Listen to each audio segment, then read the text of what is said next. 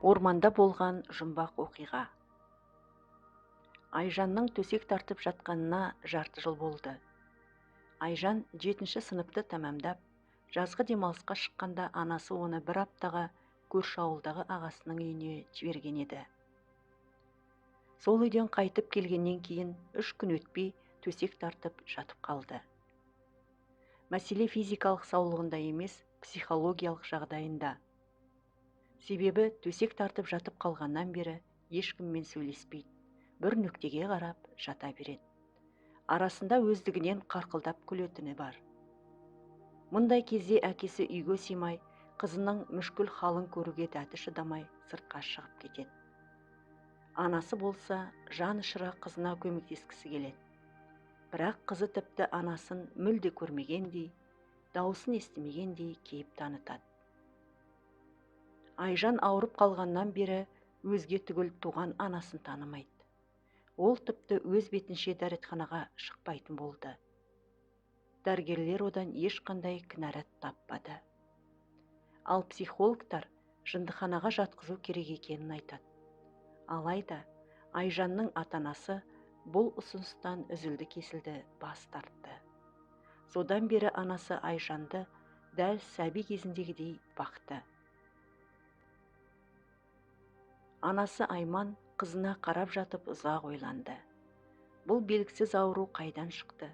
Қызы неліктен осындай халге жетті? Бұл сұрақтар оны көптен мазалап жүрген еді.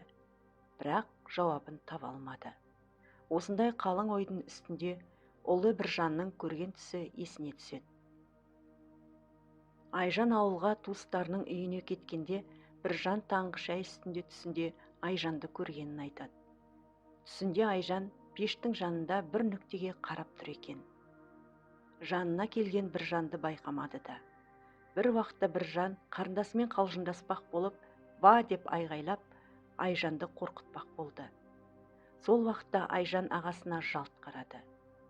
Біржанның айтуынша, сол уақыттағы Айжанның көзқарасын сөзбен жеткізу мүмкін емес.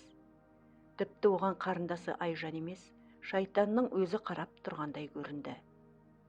Біржан есін жиғаны сол еді, Айжан Біржанды бас салып жүрегін жұлып алды да жей бастады. Құдды қорқынышты фильмдердегідей. Біржан қансыраған денесіне қарап айқайласа да дауысы шықпайды. Осылай қиналып жатып, оянып кеткенін айтады. Айман Біржанның осы бір түсін есіне алып, бойын қорқыныш биледі. Қызына тағы бір көз салып, бір күрсініп алды. Айман қызын емдеу үшін бармаған жері, баспаған тауы жоқ. Түрлі тәуіп емшілердің табалдырығын тоздырды. Алайда ешқандай нәтиже болмады. Бір күні көршісінен Көкшетауға мықты емші келгенін естиді. Дәрігерлер мен емшілерден әбден көңілі қалса да, Айман қызын сауықтыру үшін барлық мүмкіндікті пайдалануға әзір еді. Емшінің науқастарды Құранмен емдейтіні де ұнады. Көп ұзамай Айман күйеуімен ақылдасып, емшіні үйіне шақырады. Емші әбден арып, тозған. Халықтың айтуынша, ол емдеген адамдардың ауруының кішкене бөлігін өзіне қабылдап алады екен. Содан болар емшінің жүзі сұрғылт тартқан, өне бойы солып қалғандай. Емші Айжан жатқан бөлмеге қолына Құран алып кіріп кетті. Сүрелерін оқып, бетіне суды бұрқ еткізді. Емші Айжанды ұзақ емдеді. Таң ата келген емші кешкісін бірақ шықты. Әбден шаршаған, үстінің барлығы терден малмандай су. Емші сылқ етіп орындыққа отырды да, есін жиып алғысы келгендей біраз уақыт үнсіз қалды. Біраздан кейін, қыздарыңыздың дерті ауыр екен, ауруды судан тапқан деді емші. Айман мен күйеуі емшінің сөздерінен кейін ұзақ ойланды. Неліктен судан, қандай судан деген сауалдар бірінің артынан бірі маза бермеді. Ойға шомып отырғанда Айжанның «Анашым, анашым» деген дауысын естіді. Айман мен Рахымжан қызының бөлмесіне жүгіріп барып, оны құшағына қысты. Екеуі де көзіне жас алды. Себебі Айжанның дауысын естімегеніне 1 жылдай уақыт болған. Айжан жазылып мектепке барды. Өзінен бір сынып төмен оқығандармен бірге оқуына тура келді. Күндер өтіп жатты. Айжанның ауырғаны да, емші де ештеңе есінде қалмаған. Үйдегілер де оны еске салуына қорықты. Бірақ құрдастары оның бастан өткерген жағдайын айтып, Айжанды сұрақтың астына алды. Бірақ Айжанның оларға айтатын жауабы жоқ еді. Бір күні Айжан анасынан барлық жағдайды сұрады. Ауруы судан болды деген емшінің сөзін ұзақ уақыт ұмыта алмады. Айжанның жазылғанын естіп, көрші ауылдағы ағасы бала-шағасымен үйге келеді. Оның Айжанмен қатарлас Әсия деген қызы бар. Екеуі айырылмас дос еді. Бастары қосыла кетсе, уақытты қызықты өткізудің түрлі жолын табатын. Әсия бір жылдың ішінде болған оқиғаларды тоқтаусыз айтып жатты. Бір уақытта кенеттен тоқтап қалды да, Айжан, емші сенің ауруың судан болды депті ғой, деді Әсия әңгіменің төркінін басқаға аударып. Иә, бірақ қандай су екенін білмеймін, деді Айжан. Сонда екеуміздің құпиямыз есінде жоқ па? Жоқ, қандай құпия? Екеуміз орманға барып адасып, кешкі уақытта көлдің арғы бетіне жүзіп өтіп едік қой. Бәлкім ауруды дәл сол көлшіктен тапқан боларсың. Әсия сол уақытқа қайта оралғандай байсалды түрде әңгімесін бастады. Екеуміз орманда ойнап жүріп үйден алыстап кеттік. Мен қорыққаннан жылай бердім. Екеуміз дұрыс жолды табамыз деп, бір жерді 1 сағат бойы айналып жүрген болып шықтық. Кешкірім уақытқа үйге бастайтын жол деп тапқан жолмен келе жатқанда, алдымыздан көлшік шықты. Мен жүзе алмайтынымды айтып, жылай бастадым. Сол уақытта сен мені алып жүзіп өттің.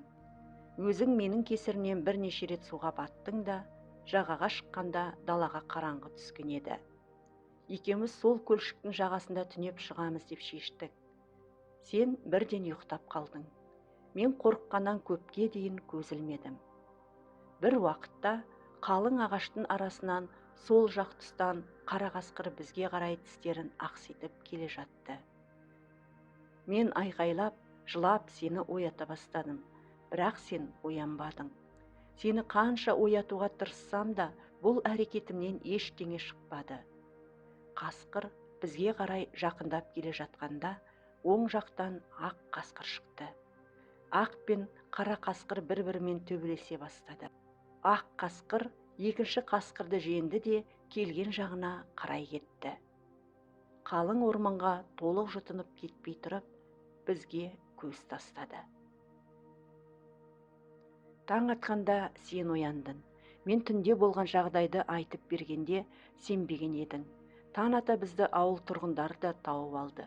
Екеуміз 2 қасқыр туралы оқиғаны да, көлшіктен жүзіп өткенімізді де ешкімге айтпаймыз деп шештік.